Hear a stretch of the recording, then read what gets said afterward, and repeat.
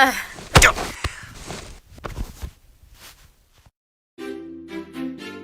name is Byron Howard. I'm one of the two directors of Zootopia. There were many, many other animal films that had been done before, and so we asked ourselves, how are we going to make this one different? And so we did about 1 year of research into what makes animals amazing. We went to Kenya and went on safari for 2 weeks, out in the middle of nowhere among dangerous animals.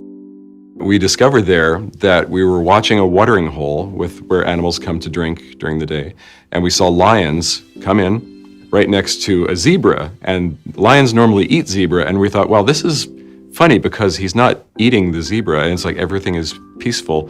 And we thought, well, predator and prey are kind of like human beings in cities. You know, cities are like watering holes where people come together where they need to survive and to find a place to live, and everyone has to find a way to get along, even though they may not see eye to eye. We had a version of the film where Nick, the fox, was the protagonist. But the problem was, because Nick is a cynic and had grown up in a city that had beaten him down and had mistreated him, the audience didn't like the city very much. And we're gonna flip the whole movie upside down and make Judy the main character. The first version of the movie that I pitched was a spy movie, and the lead character was named Jack Savage. He was a jackrabbit, and he was like a James Bond spy. And I loved the spy idea, but as I pitched it over and over again, all my friends at work and on the Story Trust said, well, the spy thing isn't so interesting, but this idea of an animal city has never been done before, and if you made that the entire movie, think about how amazing that would be.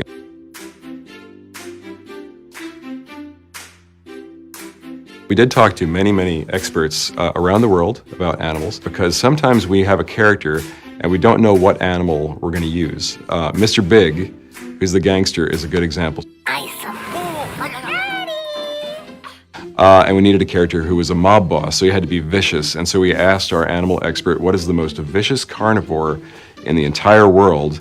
And our animal expert said, it is the shrew. And I was surprised because they're so tiny. So little shrews have to eat meat all the time, and they have to eat 3 times their body weight to survive each day. It's horrible, but it's true. Flash is very popular all around the world, and I think it's because everyone in the world can relate to waiting in long lines. Everyone has been very frustrated. HD03. H? D03. But Flash is actually, he's the fastest one at the DMV, which is incredible. 0. 3. We studied a sloth in Los Angeles named Lola, and Lola is very slow. She only eats like 1 little banana per day, and she sleeps all the time.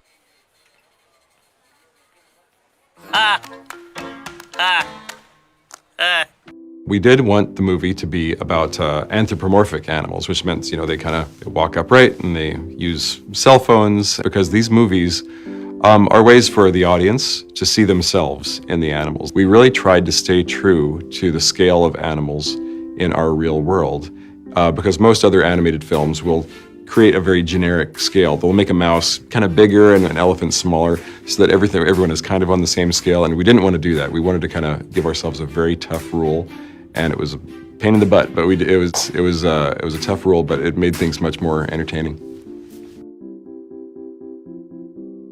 The world is so huge that we had to cut so much out of the first movie. We had other districts that we never got to. There was a district called Outback Island, which was an Australian district with kangaroos and koala bears and marsupials. I want to find out what happens with Judy and Nick. I love them together. Some people asked, is it romantic, is it not romantic? But they're such good friends. And for Nick, the fact that he was lost and had given up on life and then found someone who he cares about so deeply, I find that very touching. I think that's very sweet. And so I want to see them solve more crimes and have more adventures. I do love animals. I've had many pets over the years. I've had hamsters and snakes and gerbils, and right now I have 3 cats.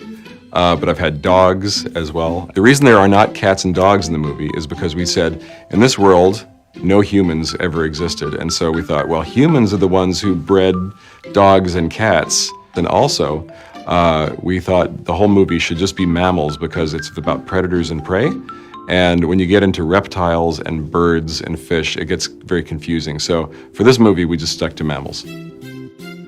There are so many fun ideas in the movie, and most of them did not come from me. We have a big team of people who all pitch in really fun ideas. Like the recording carrot pen was one of them. With the train with the multiple scale doors, that was something that John Lasseter he loves trains. John Lasseter, our boss, loves trains. He actually owns a small steam engine in his backyard, which is crazy. And he said these public transportation systems, they have to be able to accommodate animals of all sizes. Like if humans came in different sizes, small, medium, and really large, they would have to have different doors. And so we made it a point to have the entire city be very comfortable no matter who you are, no matter what kind of animal you are, there's a place for you.